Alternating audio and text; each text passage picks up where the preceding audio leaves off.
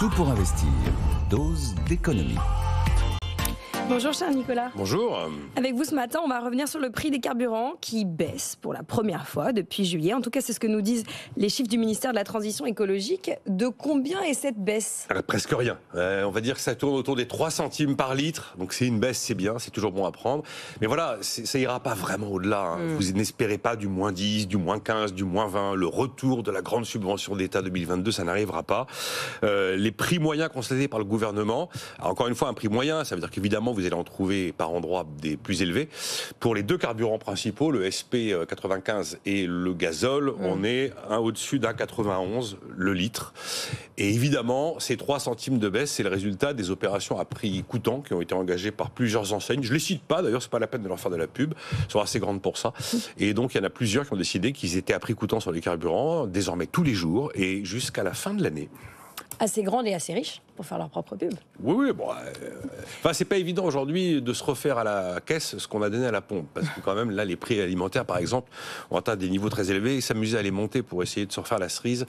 Voilà, c'est la stratégie habituelle, mais là, c'est moins évident. Bon, quoi qu'il en soit, plusieurs voix s'élèvent pour demander un contrôle des prix des carburants par Bercy. Est-ce que ça vous semble une bonne idée, Nicolas ? Non, ça me semble pas une bonne idée. Je dirais que c'est la triple erreur. Il y a même 4 erreurs. Alors, la première erreur, elle est climatique, évidemment, mais ça, c'est assez inaudible en ce moment. Vous avez vu l'enquête où globalement les Français sont contre toutes les contraintes vertes. Mais oui, on en parlait hier. Moteurs thermiques, passoires thermiques, voilà. Plus ça approche, moins on va en entendre parler, plus on comprend que ça impacte la vie, que c'est inflationniste. Enfin, bref, évidemment, c'est douloureux et c'est cher.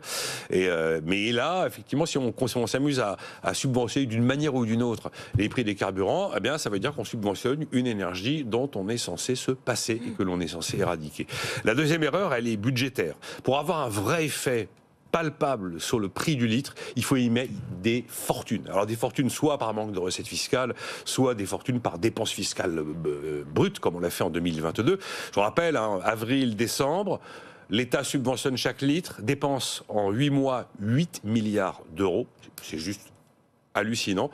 Et l'INSEE a calculé le gain par automobiliste, on va dire à la louche, parce qu'en fonction des déciles, c'est pas exactement la même chose, mais en 8 mois, l'automobiliste a gagné à peu près l'équivalent d'une centaine d'euros. Il a gagné, on va dire, allez, il a eu un plein, donc c'est une fortune pour un effet qui est pas nul, mais enfin qui est quand même pas à la hauteur de ce qu'on pourrait espérer. Et je le répète, la France n'est pas en faillite, mais elle est fauchée.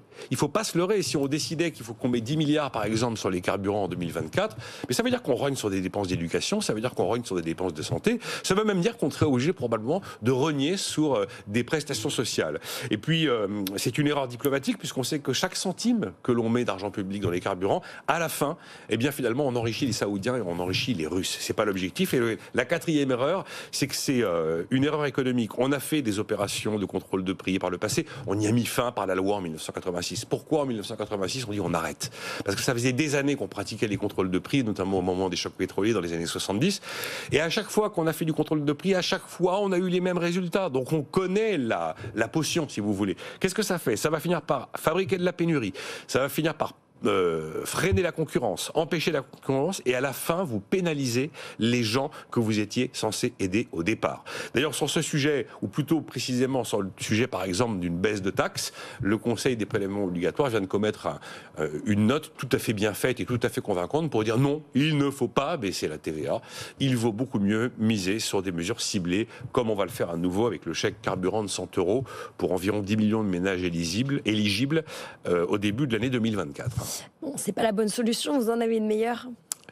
Les mesures ciblées, voilà, c'est ce que nous dit le Conseil des prélèvements obligatoires. Vous n'avez pas 10 000 à part évidemment l'accroissement de la richesse nationale avec le fait qu'on augmente le taux d'emploi et qu'on parvient effectivement à créer beaucoup plus de richesses.